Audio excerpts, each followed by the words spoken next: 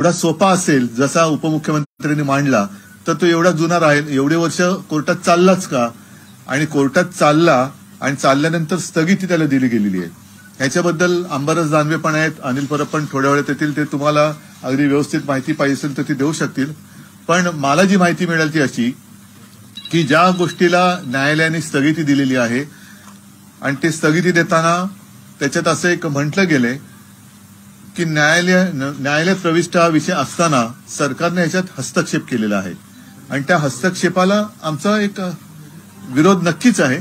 आणि साहजिकच आहे की ज्या खात्याचा हा निर्णय आहे त्या खात्याचे मंत्री हे त्या खात्याला अजूनही मंत्री आहेत आणि मुख्यमंत्री आहेत. अशा वेळेला सरकारकडनं जी काही बाजू मांडली जाणार असेल तर तिच्यात हस्तक्षेप होण्याची शक्यता नाकारता येत नाही, कारण निर्णय घेणारे तेच आहेत. त्याच्यामुळे बाजू कशी मांडायची हे सरकारकडनं, कारण ते आता मुख्यमंत्री आहेत, असं होता का म्हणे. साहजिकच यापूर्वी असं घडलेलं आहे. मंत्र्यांचे राजीनामे आरोप झाल्यावरती घेतलेले आहेत, अगदी मुख्यमंत्र्यांचे सुद्धा घेतलेले आहेत. याचं कारण कुठेही अवाजवी दबाव हा यंत्रणेवरती येता कामा नये.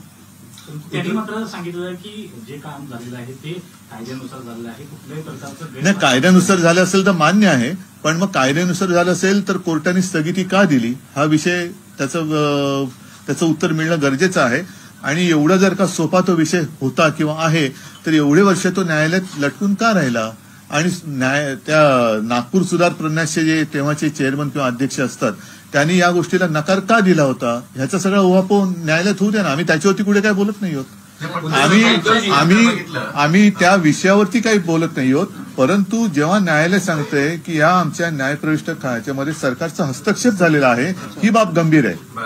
ही बाब गंभीर आहे आणि त्याच्याबद्दल जोपर्यंत त्याचा निकाल लागत नाही तोपर्यंत ती व्यक्ती कोणी असो तिने त्या पदावरती राहणं योग्य नाही. फडणवीसांनी तुम्ही उद्धव ठाकरे आपलं यांचं एकनाथ शिंदे यांचा राजीनामा मागताय विधानसभेमध्ये आणि विधान परिषदेत, तुम्ही तो कंटिन्यू करणार का म्हणजे आता पक्ष म्हणून? पक्ष म्हणून शेवटी राज्याचा विषय हा. याचा विषय मला वाटतं अनिल परबांनी आपल्याशी दुपारी बोलताना सांगितलं असेल. मी मध्यंतरी जालन्याच्या साहित्य संमेलनात गेलो होतो आणि तिथे गेल्या वेळेच्या एका साहित्य संमेलनाच्या अध्यक्षांचं जे भाषण होतं, मला वाटतं लक्ष्मीकांत देशमुख, त्यांनी सांगितलं होतं राजा तू चुकतो आहेस हे सांगणं हे काम आहे. आणि राजा चुकत असेल तर त्या चुकीचे परिणाम फटके हे राजाला नाही तर राज्याला बसत असतात. आणि असं जर का अयोग्य निर्णय घेणारं सरकार जर राज्यात आणखीन काही काळ राहिलं तर सांगता येत नाही काय काय निर्णय होतील. विधान परिषदेमध्ये हा मुद्दा घेतला गेला, पण आज महाविकास आघाडीची बैठक ही झाली, त्यात ठरलं होतं की विधानसभेमध्ये सुद्धा हा मुद्दा घेतला जाईल. तर विधानसभेमध्ये मुद्दा घेतला गेला नाही, राजीनाम्याची मुख्यमंत्र्यांच्या राजीनाम्याची मागणी झाली नाही. त्यापेक्षा निधीचा मुद्दा, आमदारांच्या निधीचा मुद्दा घेतला गेला. ठीक आहे, उद्या घेतील तो मुद्दा. पण शेवटी निधीचा मुद्दा सुद्धा महत्वाचाच आहे. कारण सांगतो तुम्हाला की मी जे म्हटलं की कोणाला निधी देतो आहोत, हा निधी शेवटी जनतेचा असतो, जनतेच्या करातून आलेला असतो आणि जनतेच्या कामासाठी असतो. तो अमुक एक पक्षासाठी आणि अमुक एक पक्षासाठी असा तो नसतो. तो लोकप्रतिनिधींच्या वॉर्डातली कामं जनतेची करण्यासाठीचा तो निधी असतो. त्याच्यामध्ये विषमता किंवा असमानता असू नये हा सुद्धा महत्वाचा मुद्दा आहे. आणि मला खात्री आहे, कारण आमचं सकाळी हेच ठरलं होतं, त्याच्याप्रमाणे विधान परिषदमध्ये तो हा मुद्दा आज त्यांना घ्यावासा वाटला, आज त्यांनी घेतला, विधानसभा उद्या घेईल. पण विधानसभेच्या विरोधी पक्षनेत्यांना हा मुद्दा मुख्यमंत्र्यांच्या राजीनाम्याची मागणी आहे. नाही, आता एकनाथ खडसे पण बोललेच ना, बाकीचे लोक सुद्धा बोललेच ना. विरोधी पक्षनेत्यांनी जेव्हा मुद्दा मांडला जातो एक मिनिट थांबा ना जरा, ऐका आपण काय करू, एकदा ही बाजू हे करू म्हणजे मला मान वळवायला बरं पडेल. नाही, पण विरोधी पक्षनेते जेव्हा हा मुद्दा, विशेषतः विधानसभेतले विरोधी पक्षनेते जेव्हा हा मुद्दा मांडतात तेव्हा त्याला जास्त गांभीर्य असतं. तर तुम्हाला असं वाटत नाही की आज बैठकीत ठरलं असतानाही हा मुद्दा मांडला गेला नाही? माझं काय म्हणणं आहे, शेवटी आमच्यामध्ये जे काही सकाळी घडलं त्याच्यामध्ये दोन्ही सभागृह स्वतंत्र आहेत आणि दोन्ही याच्यामध्ये मी त्यांना सांगितलेलं हे मुद्दे सगळे जे आहेत, कारण काय त्या मुद्द्यावरती अजितदादा पण बोललेले आहेत, नाना पाटोले बोललेले आहेत, सगळेच त्याच्यामध्ये 2-4 लोक जे आम्ही विविध तिन्ही पक्षाचे आहोत ते बोललेलो आहोत. आणि असं ठरलं की प्रत्येक सभागृहात ज्यांना जो मुद्दा आज घ्यायचा तो आज तुम्ही घ्या, पण हे साधारणतः मुद्दे आहेत, हे मुद्दे या अधिवेशनात घ्यायचे. पण सर देवेंद्र फडणवीसांनी उत्तर देताना सांगितलं की तुम्ही जे आरोप करताय म्हणजे विरोधी पक्षाकडनं की हायकोर्टाने स्ट्रिक्चर्स पास केले, त्यांचं म्हणणं आहे की हायकोर्टाने कुठलेही स्ट्रिक्चर्स पास केलेले नाहीये. जे म्हणणं आहे ते लर्नेड ऍडव्होकेटचं म्हणणं आहे आणि जी टाइम्स ऑफ इंडिया किंवा जी पेपरमध्ये बातमी आली होती त्या अनुषंगाने लर्नेड ऍडव्होकेटने म्हटलंय. त्याच्यामध्ये एक त्यांनी उत्तर देताना असं म्हटलंय की तो जो काही निर्णय होता त्याला 16 तारखेला त्यांनी स्टे दिलेला आहे. बरोबर ना? मी जर का चुकत नसेल तर हे बरोबर म्हटलेलं आहे. जर तो निर्णय बरोबर होता तर त्याला 16 तारखेला स्टे देण्याची गरज काय होती? रद्द केला, अलॉटमेंट रद्द केली. मग आता त्यांनी जे सगळं मोठं आपल्याला एक ती कथानक सांगितलं की किती जणांपैकी 16 जणांची नावं बाकी राहिली होती, काय होती ती, त्याच्यापैकी 16 जण बाकी राहिली होती. आता ही 16 जणांची नावं त्याच्यात समाविष्ट करायला नागपूर सुधार प्रन्यासच्या अध्यक्षांनी तत्कालीन किंवा आता ते आहेत की नाही मला कल्पना नाही, पण नकार का दिला होता? आणि नकार दिल्यानंतर हे हिअरिंग ज्यांच्याकडे झालं त्या मंत्री महोदयांनी त्याला होकार दिला आणि ते केस न्यायप्रविष्ट असताना जर आता हे सगळं न्यायालय आणि त्यांचे न्यायालयाचे मित्र काय त्याला म्हणतात तर त्यांनी जर सांगितलं की याच्यात आम्हाला हस्तक्षेप झाल्यासारखा वाटतो सरकारचा, तर ही बाब गंभीर आहे. आणि सरकारचा हस्तक्षेप मुळामध्ये मग ज्या मंत्र्यांनी त्या अध्यक्षांनी नकार देऊन सुद्धा हा निर्णय घेतला तेच जर का त्याच खात्याचे मंत्री आणि मुख्यमंत्री असतील तर ते त्या ठिकाणी राहणे योग्य आहे का? हा एक आमचा बेसिक मुद्दा आहे. तर एक विषय असा की जोपर्यंत मुख्यमंत्र्यांनी असं म्हटलं होतं की गिलानी कमिटी एक गठीत झाली होती त्याची माहिती एनआयटीनी तत्कालीन नगरविकास मंत्र्यांना दिली नाही, त्या संदर्भातला घोळ झाला. मला असं वाटतं ढकलाढकली सुरू नाही ऐका, परत माझा एकच मूलभूत प्रश्न असा आहे की ज्या सहजतेने आणि लिलया उपमुख्यमंत्र्यांनी हे कथानक सांगितलं, हे एवढा जर का सोपा विषय होता तर तो एवढे वर्ष चाललाच का? त्याला नागपूर सुधार प्रन्यासच्या तत्कालीन अध्यक्षांनी नकार का दिला होता? आणि आता न्यायालयाला किंवा न्यायालयाचे जे काय तुम्ही आता न्यायालयाचे मित्र असंच म्हणत त्यांनी सांगितलं की याच्यात हस्तक्षेप झाल्यासारखं वाटतं, म्हणजे नेमकं काय? तर हे प्रश्न अनुत्तरितच राहत आहेत. आणि मग तो निर्णय रद्द का केला?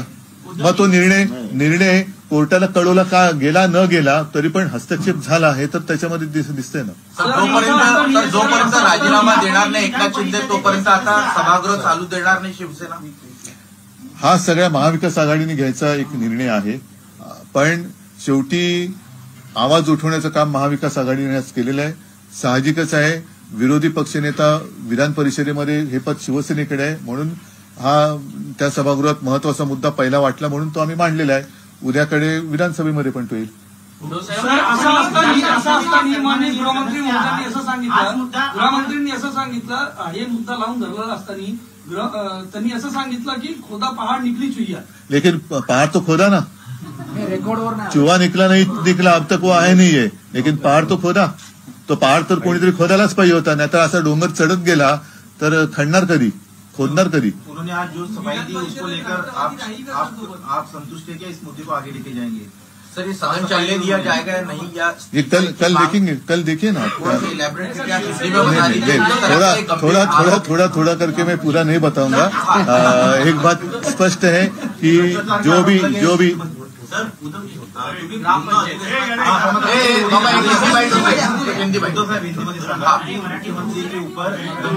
अरे एक मिनिट नक्की काय करू सांगा मला. बरं एक मिनिट मराठी पूर्ण होऊ द्या. ग्रामपंचायत निवडणुकीत जो निकाल लागलेला आहे जे आपल्याला आकडे आलेले आहेत त्यावर आपण समाधानी आहात? बघा, हे समाधान किंवा असमाधान हा विषय नाहीये. मुळामध्ये एक गोष्ट आपण सगळ्यांनी मानली पाहिजे की ग्रामपंचायतीच्या निवडणुका त्या निवडणुकाचं वातावरण एक वेगळं असतं आणि त्याच्यामध्ये काही ठिकाणी स्थानिक आघाड्या उभ्या असतात, त्याच्यामध्ये काही ठिकाणी स्थानिक जे गावकरी असतात ते एकमेकांमध्ये एकत्र येऊन निवडणुका लढवतात. त्याच्यामुळे हे कोणत्याही एका पक्षाचं यश अपयश, आमचा पक्ष पहिला, तुमचा दुसरा, त्यांचा तिसरा, असं काही हे नसतं. मी एवढंच म्हणेन की जे विजयी झालेले आहेत, कारण आतापर्यंत असे आकडे वर्षानुवर्ष आपण ऐकतो आहोत, वर्षानुवर्ष असे ऐकतो आहोत आणि हे कालांतराने कळतं की याच्यामध्ये फोलपणा किती आहे. हे गेल्या वेळेला सुद्धा मधल्या काळामध्ये निकाल लागल्यानंतर आमचा पक्ष पहिला, तुमचा पक्ष दुसरा, हे असं हा बालिशपणा आहे. गावकरी एकत्र येऊन काही वेळेला निवडणूक लढतात, अनेकदा ते पक्षविरहित सुद्धा ही निवडणूक असते. चालू केलेलं आहे, तुम्ही सहभागी असणार आहात का? नाही, मी आज जाणार परत, पण मी हे 2 आठवड्याचं साधारणतः अधिवेशन आहे, तर मध्ये जेव्हा मला शक्य असेल तेव्हा मी इथे येणार आहे.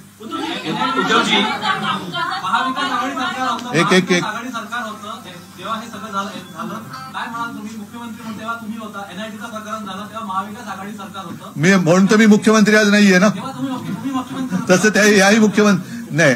प्रश्न असा आहे, मुख्यमंत्री कोण होता किंवा सरकार कोणाचं होतं याच्यापेक्षा हे जे काही अधिकार असतात ते त्या खात्याच्या मंत्र्याचे असतात.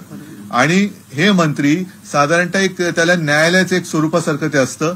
अपील हा एक विषय असतो जो त्या खात्याचा, महसूल खात्याचा विषय असेल तर त्या खात्याकडे जातो, उद्योगाचा असेल तर तिकडे जातो. तसं नगरविकास यांच्याकडे गेला आणि त्यांनी तो त्यांच्या अखत्यारीत घेतलेला निर्णय आहे. आणि जी माहिती तुमच्या माध्यमातून मिळाली ती हीच आहे की मुख्यमंत्री म्हणून तो कन्फर्म केलेला आहे. आता प्रश्न असा आहे की तत्कालीन नगरविकास मंत्री हे आज सुद्धा नगरविकास खात्याचेच मंत्री आहेत. त्यांनी त्यावेळेला घेतलेला निर्णय सरकार जरी आमचं असेल आणि तो अयोग्य असेल तर तो अयोग्य हा अयोग्यच म्हणायला पाहिजे. आणि विशेष म्हणजे तो योग्य का अयोग्य अजून कदाचित ठरायचं बाकी असेल. परंतु हा विषय न्यायप्रविष्ट असताना न्यायालयाच्या कामकाजात हस्तक्षेप केल्याचं एक निदर्शनास आलेलं आहे. हे आल्यानंतर सरकारकडे उत्तर मागितलेलं आहे. आता ही यंत्रणा जर मुख्यमंत्र्यांच्या अंडर पूर्ण असेल तर उत्तर कसं दिलं जाईल आणि मग या सगळ्या याच्यावरती दबाव येईल का? कारण याच्यामध्ये आणखीन एक महत्वाचा मुद्दा राहतो, तो नागपूर सुधार प्रन्यासच्या तत्कालीन अध्यक्षांनी या गोष्टीला दिलेला नकार. उद्धवजी याच प्रकरणात मुख्यमंत्री राजीनामा घेतला नाही, मग माझा राजीनामा का मागताय असं मुख्यमंत्री म्हणतायत. जेलमध्ये असलेल्या मंत्र्यांचा त्यावेळी राजीनामा घेतला नाही, मग माझा राजीनामा. पण त्याला जेलमध्ये तरी टाकलं ना. मग ज्यांनी जेलमध्ये टाकलं तेच तुमच्या सोबत आहेत. आता त्याने चालतंय का विचारा. त्यानं जेलमध्ये टाकावं असं वाटतं काय मला? म्हणजे त्यानं नेमकं काय बोलायचंय? उद्धवजी या प्रकरणात मुख्यमंत्री असं म्हणतात की भूखंडांचं किंवा जमिनीचं वाटप हे नियमानं झालेलं आहे. मी भूखंड बिल्डरच्या घशात घातलेला नाही.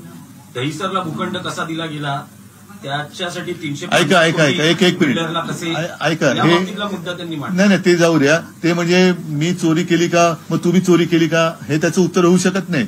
ज्यांनी चोरी केलेली ती चोरी असेल तर ती चोरीच आहे. आणि मग जर का हे व्यवस्थित असेल तर दहिसरचा भूखंड व्यवस्थित दिलाय का? म्हणजे काय त्याने गुंतागुंत करण्यापेक्षा मुद्द्याचं बोलावं. आता थेट आक्षेप हा त्यांच्यावरती घेतला गेलेला आहे आणि तो सुद्धा आम्ही घेतलेला नाहीये. हे कोर्टातनं आलेलं प्रकरण आहे. म्हणजे विषयाचं गांभीर्य लक्षात घ्या. थातूरमातूर उत्तरं देऊन तुम्ही वेळ मारून नेऊ शकत नाहीयेत. म्हणजे नुसतं मी तुम्हाला परत सांगतो, यांच्यावरती आरोप झाल्यानंतर दुसऱ्यावरती बोटं दाखवण्यापेक्षा त्यांच्यावरती आरोप झाले त्याचं उत्तर आपल्याला पाहिजे. 2024 के इलेक्शन महाविकास आघाड़ी तीनों पक्ष एक साथ आने के बाद में लड़ने वाले हैं. आपके मन में आशंका क्यों है? राष्ट्रवादी कांग्रेस और शिवसेना. आपके मन में आशंका क्यों है? उद्धवजी एनआयटीचा विषय विचारतो. ऑलरेडी कोर्टाने सांगितलं सरकारला रिपोर्ट फाईल करायला, स्टे दिलाय. तर याच्यावरती आपण अशी डिमांड करतायत की त्याची इन्क्वायरी कमिटी किंवा एखादा रिटायर. कोर्टामध्येच विषय आहे ना हा. पण कोर्टामध्ये ही केस चालूच आहे. त्याच्यामुळे वेगळी चौकशी वगैरे हा मुद्दाच नाहीये. आता कोर्टाचाच विषय चालू आहे तर कोर्टाचं निदान निकाल येईपर्यंत यांनी थांबायला पाहिजे होतं. आणि आम्ही असं कुठे म्हणतोय यांनी काय केले? फक्त कोर्टाच्या कामकाजात हस्तक्षेप करून आता म्हणजे त्यांनी जो केला तो निर्णय रद्द का केला मग?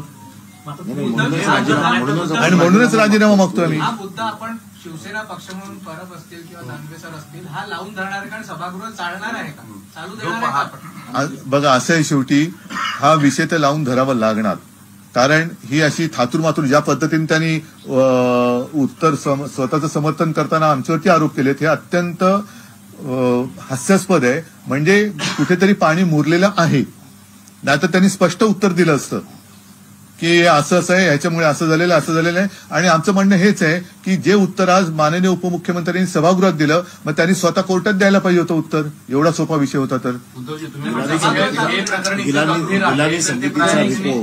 एक मिनिट जरा. अनिल परबना मी मगाशी आपल्याला सांगितले की काही शास्त्रीय माहिती ती यांचा तो अभ्यासाचा विषय आहे.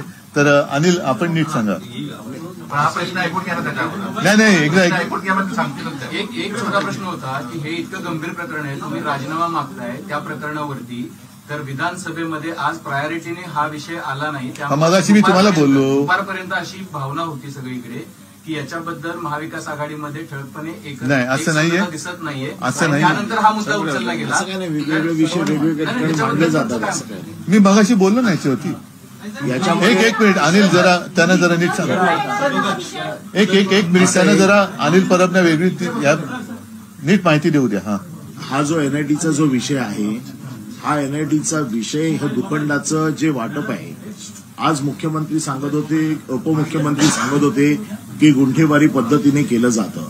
प्रश्न गुंठेवारी पद्धतीने केलं जातं का प्लॉट अलॉटमेंट केले जाते हा नाही आहे.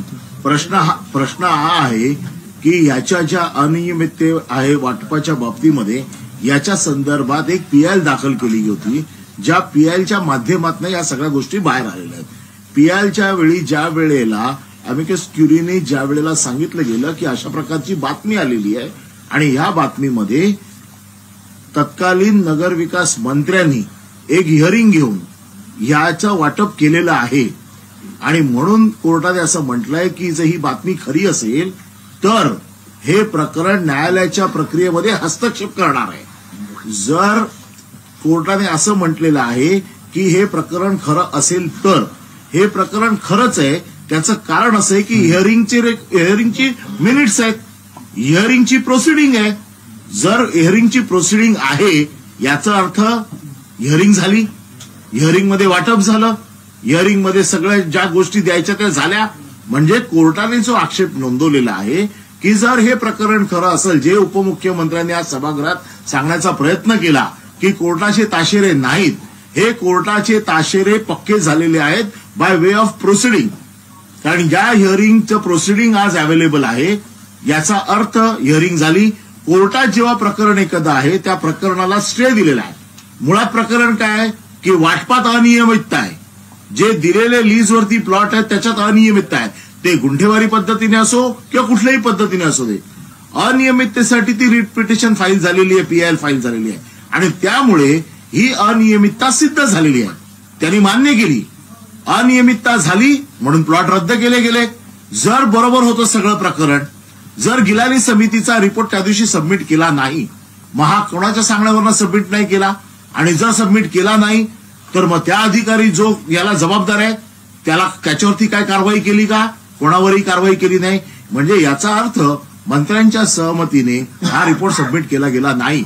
नाहीतर हा रिपोर्ट जर कोर्टाच्या समोर गेला असता तर कोर्टाने त्याच वेळेला सगळे रद्द करून टाकले असते, पण ते कोर्टाने रद्द केले नाहीत. आज या लोकांनी आत्ता 16 डिसेंबरला या लोकांनी हे प्लॉटचं वाटप रद्द केलं. जर सगळ्या गोष्टी बरोबर होत्या तर प्लॉटचं वाटप रद्द करायची काही गरज नव्हती. 4 जानेवारीला कोर्टाने सांगितलेलं आहे की शासनाने आपला रिपोर्ट सबमिट करावा. शासनाने जर रिपोर्ट सबमिट करायचा आहे, आमचं म्हणणं एवढंच आहे की जी यंत्रणा नगरविकास खातं हे सगळे रिपोर्ट सबमिट करणार आहे ती आज मुख्यमंत्र्यांच्याच हाताखाली आहे. म्हणजे याचा अर्थ पुन्हा रिपोर्ट सबमिट करताना त्याच्यामध्ये पुन्हा धांदली होणार आहे, त्याच्यात गडबड होणार आहे. आणि म्हणून ज्या वेळेला अशा प्रकारे आतापर्यंतचा मागचा इतिहास बघता अशा प्रकारे ज्यांच्या हातामध्ये ही यंत्रणा असते त्या माणसाला त्या पदावरनं बाजूला व्हावं लागतं. कारण फेर चौकशी झाली पाहिजे, फेर रिपोर्ट गेला पाहिजे. आणि म्हणून आज आम्ही अशी मागणी केली की कुठल्याही परिस्थितीत या केसचा निकाल लागेपर्यंत मुख्यमंत्र्यांनी आपल्या खुर्चीत राहू नये. त्यांनी ही यंत्रणा दुसऱ्याकडे सोपावी जेणेकरून या बाबतीमधला खरा रिपोर्ट उद्या सबमिट केला जाईल. आणि म्हणून आज त्यांनी सांगितलं शेवटी की हे प्रकरण न्यायप्रविष्ट आहे. जर प्रकरण न्यायप्रविष्ट आहे तर उपमुख्यमंत्र्यांनी पूर्ण बाजू मांडली आपली. आम्ही बोलताना प्रकरण न्यायप्रविष्ट झालं, ते बोलताना प्रकरण न्यायप्रविष्ट नव्हतं. आणि म्हणून आमची मागणी आहे की ह्या प्रकरणाचा निकाल लागेपर्यंत हे प्लॉट देण्याची अनियमितता रेकॉर्डवरती आलेली आहे. ही प्लॉट देण्याची अनियमितता रेकॉर्डवरती आली आहे. त्याचे मिनिट्स आहेत ते 21/2021 मध्ये त्याची जी मिनिट्स आलेली आहेत ती सगळी तुम्ही तपासून बघा. आणि कोर्टाने बरोबर म्हटलेलं आहे की हे जर खरं असेल तर ते खरं हे प्रोसिडिंगने कन्फर्म झालेलं आहे. त्यामुळे याच्यामध्ये कुठलीही शक्यता किंवा दुसऱ्या कुठल्याही गोष्टी नसून हे सगळं ब्लॅक अँड व्हाईट झालेलं आहे. त्याच्यामुळे आता ते परत मिनिट्स बदलू शकत नाहीत. कोर्टात त्यांना तसा रिपोर्ट द्यावाच लागेल. न्यासच्या प्रमुखांनी हे देण्यास विरोध केला होता, तो देखील रेकॉर्डवरती आहे. त्याच्यामुळे या सगळ्या गोष्टी रेकॉर्डवरती आहेत आणि याच्यात कुणी दबावाखाली येऊ नये म्हणून आम्ही मुख्यमंत्र्यांचा राजीनामा मागतोय. पण राजीनामा जोपर्यंत देणार नाही तोपर्यंत सभागृह चालू देणार आहात का? कारण हा विषय पुन्हा उद्या सभागृहात येईल, त्यावेळेला पुन्हा सरकारकडनं काय उत्तर येते ते बघू. त्या बाबतीत पक्षप्रमुख आणखीन महाविकास आघाडीच्या नेते येतो तो बघूया. उद्या तरी विधानसभेमध्ये हा मुद्दा घेतला जाईल का? घेतील ना. सर, नागपुरात अधिवेशन होत असताना 16 तारखेला त्यांना स्टे मिळणं, नागपुरातच अधिवेशन होत असताना त्याच वेळेला त्या बातम्या स्टेने त्यांनी रद्द केलं आणि त्याच वेळेला लोकायुक्ताच्या बिलाची चर्चा होणं. हा सगळा योगायोग आहे का? आता हा योगायोग असेल तर आम्ही बावनकुळेंची इच्छा पूर्ण करतो का? त्या चंद्रकांतदारांच्या मनावरचा दगड दूर करतो. एक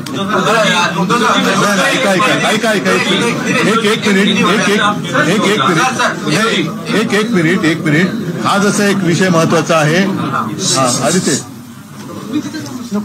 ये पण जसा एक विषय आपण घेऊया, कारण आता या विषयावरती आपण बरंच बोललेलो आहोत आणि हा विषय महत्वाचा आहेच. पण त्याचबरोबरीने एक 17 तारखेला जो महाविकास आघाडीचा मोर्चा काढला, त्या मोर्चामध्ये जे प्रश्न आम्ही घेतले होते, विषय घेतले होते, त्याच्यामध्ये सीमा प्रश्न हा आहेच. आणि त्या सीमा प्रश्नाबद्दल बोलताना सुद्धा काल मला वाटतं मुख्यमंत्री बोलले आम्ही मार खाल्लाय, असं ते काहीतरी बोलले मला वाटतं ना. त्यावेळेला आम्ही लाठाकाठ्या खाल्ल्यात. बरोबर, पण तुम्ही त्यावेळेला लाठाकाठ्या खाल्ल्या याचा अर्थ आत्ता गप्प बसा असं त्याचं होत नाही. आता सुद्धा तिथले मराठी भाषिक लाठ्याकाठ्या खातच आहेत. कानडी सरकारचा, कर्नाटक सरकारचा अत्याचार भोगतातच आहेत. तुम्ही त्यावेळेला खाल्लेल्या लाठ्या पण आज वेदना त्यांना होत आहेत. त्याच्यामुळे आज तुम्ही काय करणार आहात हा एक महत्वाचा प्रश्न शिल्लक राहतोच आहे. त्याच्यामुळे हे सरकार, कारण तिकडे अमित शहाबरोबर ती बैठक झाल्यानंतर सुद्धा अगदी काल परवाकडे सुद्धा अत्याचार झाल्याच्या बातम्या येत आहेत. तर मग हे सरकार त्याबद्दल नेमकं काय बोलणार आहे का? नुसतं तुम्ही विचारल्यावरती जसं तुम्ही सांगले की इकडे हा भूखंड म्हणून तिकडे तो भूखंड, इकडे विचारलं का आम्ही तेव्हा लाठ्या खाल्ल्यात. पण तुमच्या त्यावेळेच्या लाठ्या आणि त्याचे वळ आणि त्याच्या वेदना गेल्या. पण आज आता जे तिथले तरुण आणि सगळे लोक अत्याचार भोगतायत त्यांच्या वेदनेबद्दल हे सरकार काय भूमिका घेणार आहे हा एक प्रश्न राहतोच आहे. आणि साहजिकच आहे की महाराष्ट्राच्या ज्या काही अस्मिता आहेत त्याच्याबद्दल कोश्यारी जे काय बोललेले आहेत त्याच्याबद्दल अजूनही कोश्यारी तिकडे पत्र लिहून विचारतात मी काय करू. खरं म्हणजे एखादा व्यक्ती जर त्याला काहीतरी थोडी जरी लाज असती तरी ज्या राज्यामधनं आपल्या विरुद्ध एवढा असंतोष निर्माण झालेला आहे, राज्यामध्ये आपल्या विरुद्ध असंतोष निर्माण झाल्यानंतर त्यांनी स्वतःहून रामराम घ्यायला पाहिजे होता. पण तेही होत नाहीये. म्हणजे चहू बाजूनी एक तर महाराष्ट्रात असे सगळे गडबड घोटाळे करायचे, महाराष्ट्राच्या अस्मितेची विल्हेवाट लावायची, सीमा प्रश्न म्हणजे आम्हाला जो महाराष्ट्रात आणायचा भूभाग आहे, कर्नाटक व्याप्त महाराष्ट्र आहे, तो अजून येतच नाहीये. उलट कर्नाटक आता आमच्या राज्यातल्या गावांवरती हक्क सांगायला लागले, तेलंगणा सांगायला लागला, गुजरात सांगायला लागला. मग हे सरकार आणि बरं त्याच्यात भरीच भर म्हणून येणारे उद्योग दुसरीकडे वळवणं म्हणजे मग शेवटी सरकार आहे तरी कोणाचं. उद्धवजी, उपमुख्यमंत्री, तुम्ही महामोर्चाचा उल्लेख केला तर उपमुख्यमंत्री देवेंद्र फडणवीस या मोर्चाचा उल्लेख नॅनो मोर्चा, नॅनो सेना असा करतायत. नाही, माझं म्हणणं आहे की आमचा मोर्चा हा देवेंद्र फडणवीस साईज होता. ऐका ना उद्धवजी, आणखी एक होता की फडणवीस यांनी असं म्हटलं. नाही पण काय मी बोललो, उत्तर दिलं तुम्हाला, त्याच्यावर पटलं ना तुम्हाला उत्तर. नाही माझं उत्तर पटलं ना तुम्हाला. फडणवीस पण माझं उत्तर पटलं की नाही. आमचा मोर्चा हा फडणवीस साईज होता. उद्धवजी, त्यांचं असं म्हणणं आहे की महापुरुषांचा अवमान असेल किंवा सीमा प्रश्न असेल, विरोधी पक्ष एक नॅरेटिव्ह सेट करायचा प्रयत्न करतोय. चुकीच्या पद्धतीने हे लोकांच्या पुढे आणलं जातं. ही स्ट्रॅटेजी आहे विरोधी पक्षाची सरकारला बदनाम करण्याची. सावित्रीबाईंबद्दल ज्या शब्दात हसत हसत कोश्यारी बोलले हा नॅरेटिव्ह आम्ही नाही केला. त्याच्यानंतर जे आता अगदी बैल पोळ्याच्या वेळेला सुद्धा बैलांवरती 50 खोके एकदम होकेही सजावट होती. म्हणजे खोके घेऊन सरकार स्थापन केलेल्यांना त्यांची बरोबरी आग्र्याहून सुटका अशी करणारे मंत्री हे लोढा हे आमचे नाहीत, विरोधी पक्षाचे नाहीयेत. म्हणजे छत्रपती शिवाजी महाराजांचा तो जो पराक्रम आहे त्याची तुलना तुम्ही या गद्दारी बरोबर करता. हा नॅरेटिव्ह आम्ही नाही सेट केलेला आणि त्याच्या मागची महाशक्ती हीच आहे ना. हा नॅरेटिव्ह त्यांनीच केलेला आहे. चंद्रनाथ पाटील तुम्हाला एक पुस्तक भेट दिलं, माझ्या आजोबांनी लिहिलेलं आणि आजोबांनी मला ते त्यावेळेला सांगितलेलं. त्यांनी मला ते पुस्तक दिलं आणि त्याच्यामध्ये एक तो किस्सा आहे. आता ह्याच्यामध्ये असं आहे की त्या वेळेच्या त्या काळातल्या त्या व्यक्तींच्या मधले ते संवाद आणि ते सगळे आहेत ते आपण बोलताना त्याच्यानंतर तुम्ही रेफरन्स देता, पण आपण बोलताना कोणत्या भाषेत बोलायचं हेच तरी या महापुरुषांकडनं शिकण्याची गरज आहे. आणि त्याच्यामध्ये एक आता 2-3 तुमच्याकडे या बातम्या सगळ्या आहेत, तुमच्याच माध्यमातून तो कळलेल्या आहेत. अगदी महापुरुषांबद्दल सुद्धा आता चंद्रकांत दादा पाटलांची एक क्लिप आहे, आई वडिलांना शिवी दिली तर चालेल, म्हणजे आईला दिली तर काय चालतं. ही कुठली संस्कृती? म्हणजे आम्ही हिंदू संस्कृती मानणारी लोक आहोत. आम्ही गुरुदेव भव, पितृदेव भव, मातृदेव भव, पितृदेव भव, मातृदेव भव, आणि असं असताना तुम्ही आई वडिलांना शिवी दिलेलीच चालेल. आता हे काय प्रबोधनकारांनी सांगितले? हे प्रबोधनकारांनी सांगितलेलं. प्रबोधनकारांनी जर कोणी आईवरने शिवले का अडकन कानाखाली आवाज काढणार प्रबोधनकार होते. त्याच्यामुळे त्यांनी उगाच न झेपणाऱ्या न पेलणाऱ्या गोष्टी ह्या केवळ संदर्भ कुठेतरी कोणीतरी आणून दिला, बघा बघा बघा म्हणून त्यांनी मला देण्याची गरज नाहीये. त्यांच्या वाचनात प्रबोधनकार या निमित्ताने आले, त्याच्याबद्दल त्यांचं भाग्य आहे. त्यांचं म्हणजे चंद्रकांत दादांचं. तुम्हाला वाटेल प्रबोधनकार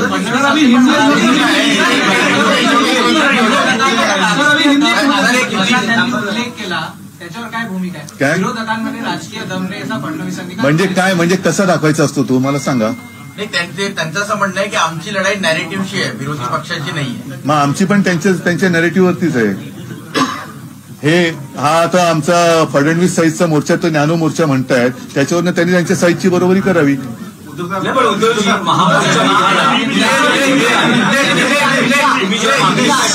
ज्या मागणीसाठी मोर्चा काढला, आता मोर्चानंतर पुढचं पाऊल काय? मोर्चानंतर असं आहे बघा की पहिला आधी या विषयावरती महाराष्ट्रामध्ये ठिकठिकाणी शहरांमध्ये बंदला सुरुवात झाली, बरोबर आहे. म्हणजे पुण्यात झाला, कोल्हापूरला झाला, आणखीन काही ठिकाणी बंद झाला. म्हणून आम्ही सगळ्यांनी एकवटून एक महामोर्चा काढला की जेणेकरून महाराष्ट्र द्वेष्ट्यांना कळलं पाहिजे की महाराष्ट्र अजूनही जिवंत आहेत. या महाराष्ट्रामध्ये केवळ आपण वाटेल तसं राज्य करू असं नाही. महाराष्ट्र हा जित्या जागत्या मर्दांचा आहे, ते दर्शन आम्ही घडवलेलं आहे. येत्या काही दिवसात आता हे अधिवेशन सुरू आहे, त्याच्यामुळे अधिवेशन आता हे 2 आठवडे चालेल. तर ते 2 आठवड्यामध्ये आता निर्णय काय होतोय, राज्यपाल स्वतःहून जात आहेत का त्यांना तिकडनं बोलवत आहेत, हे बघावं लागेल. नाही गेलं तर आम्ही जे करायचं ते आम्ही करू.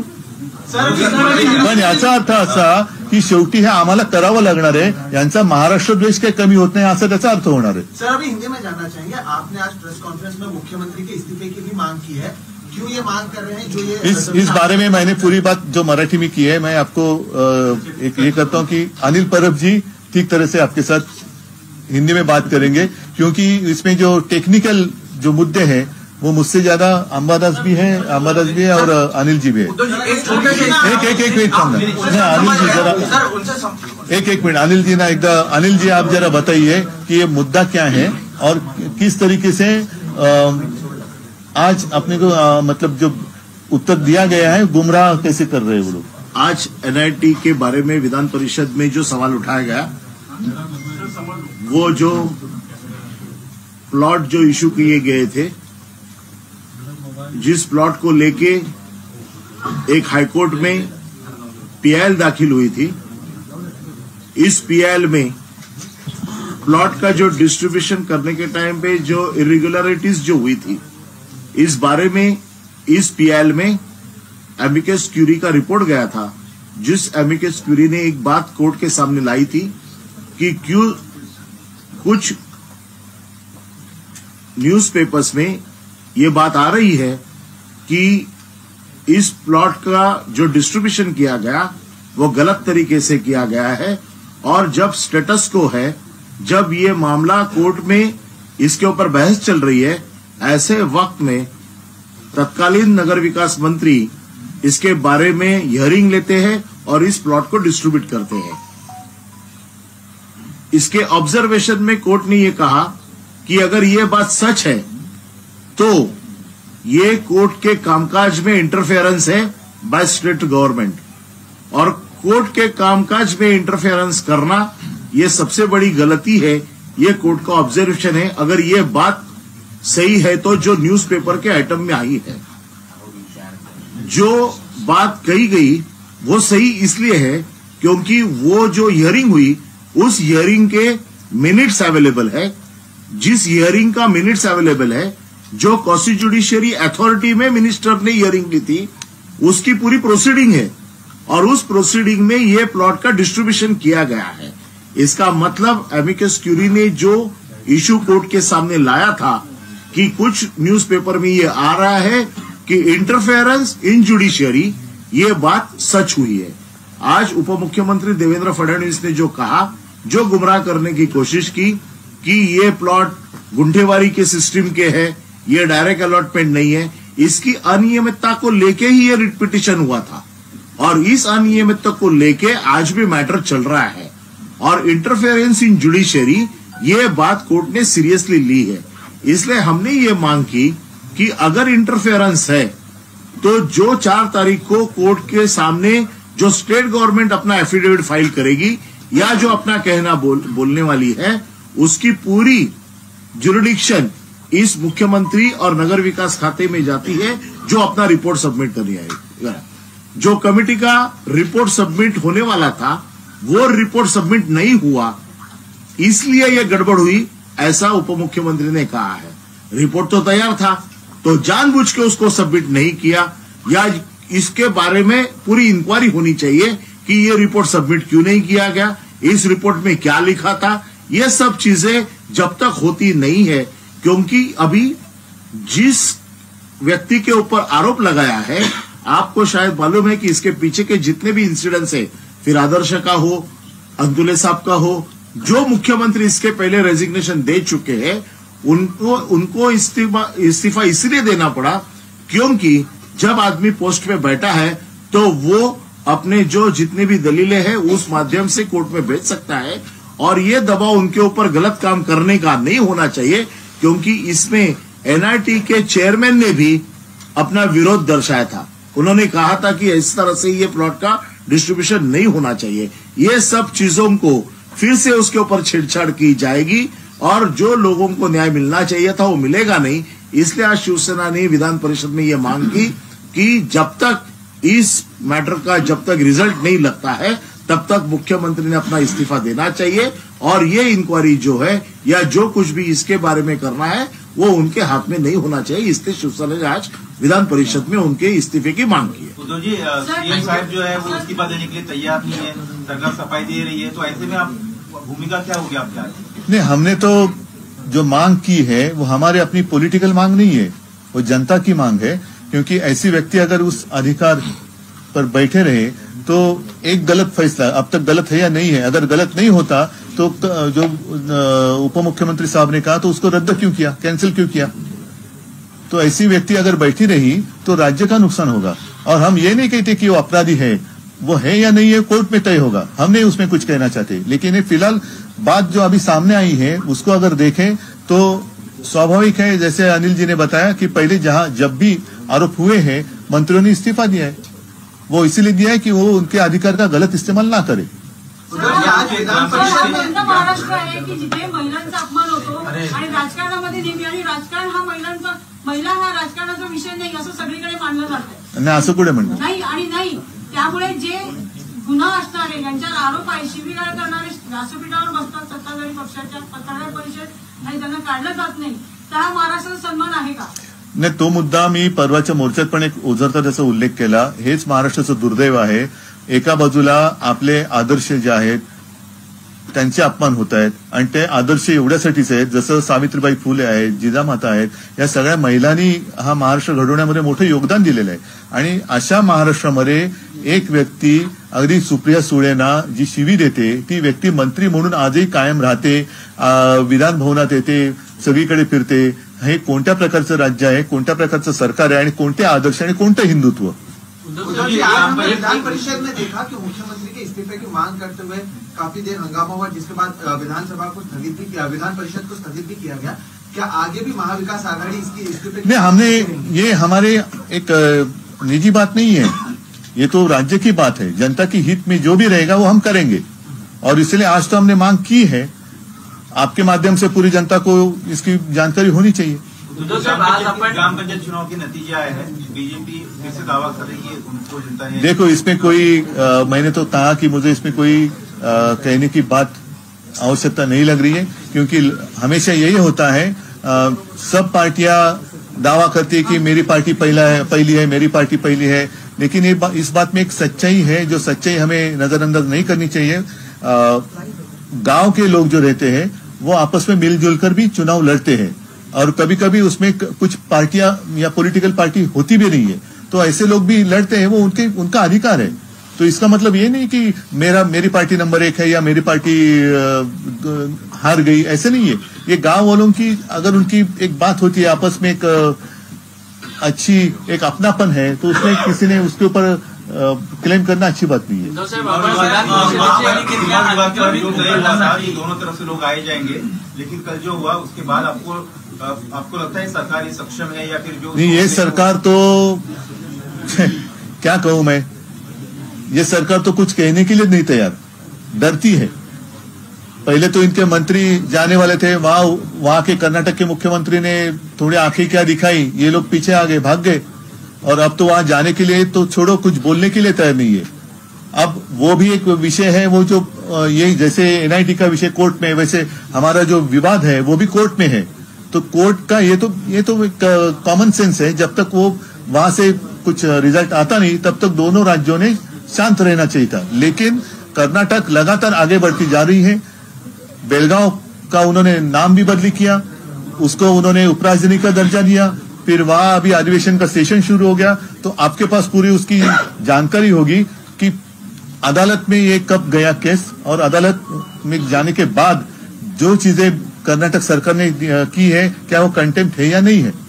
और इसके ऊपर हमारे यहाँ अगर मुख्यमंत्री या उप मुख्यमंत्री, अब तो उनके बड़े नेता वहां दिल्ली में है, वहां जाकर आने के बाद भी स्थिति में कुछ बदलाव नहीं हो रहा है, तो इसका अर्थ हम क्या समझे। उद्धव साहेब, आपण विधान परिषदेचे आमदार आहात, तर आता मुख्यमंत्र्यांनी नवीन एक आरोप केलेला आहे की मुंबई महापालिकेत अतिक्रमित भूखंड आहे, त्यासाठी तत्कालीन सत्ताधाऱ्यांनी 350 कोटी रुपये दिल्याचा एक आरोप केलेला आहे। ते जाऊ द्या, पहिला आजच्या या आरोप जे कोर्टाचं ऑब्झर्वेशन त्याच्याबद्दल बोला। उद्धव साहेब, आपण कारण हेच तर आहे की त्यांच्यावर आरोप केले का दुसरं काहीतरी दाखवायचं, तिसरं काहीतरी, याची आम्हाला आता सवय झाली। आता टू द पॉइंट, आज जे काय आम्ही बोललेलं आहे आणि कोर्टाचं जे ऑब्झर्वेशन आहे त्याच्यावरती बोला, आणि माझं म्हणणं की राजीनामा द्या। उद्धव साहेब, आपण विधान परिषदेचे आमदार आहात, आपण 2 दिवस नागपुरात होतात, परंतु आपण परिषदेत गेला नाही, तर आपण परिषदेत आज परिषदेत येणार म्हणतो तर परिषद बंदच झाली। उद्या येणार आहे मी येणार आहे, मी नक्कीच सभागृहात पण जाईन, त्याच्यामध्ये काय मला वेगळं वाटतं काय वाटण्याचं कारण नाहीये। ज्यावेळेला मला वाटेल की इकडे आज जायला पाहिजे आणि काही बोलायला पाहिजे तर मी जरूर जाईन आणि बोलेन। उद्धव साहब, कर्नाटक का सीएम ने वापस से बात किया, ये बोला कि बेलगांव हमारा, बेलगांव भी उन्होंने बोला कि हमारा है, ज्यादा कन्नड़ लोग वहां पे रहते हैं। नहीं, मैं क्या उत्तर दूं। अगर अपने राज्य को मुख्यमंत्री है जो महाराष्ट्र का हित मानते हैं तो उन्होंने बोलना चाहिए, ये सवाल आपने उनको पूछना चाहिए। हमारी भूमिका तो हमने स्पष्ट की है। Thank you sir. अरे कंटाळले तुम्ही। धन्यवाद। जय हिंद, जय महाराष्ट्र।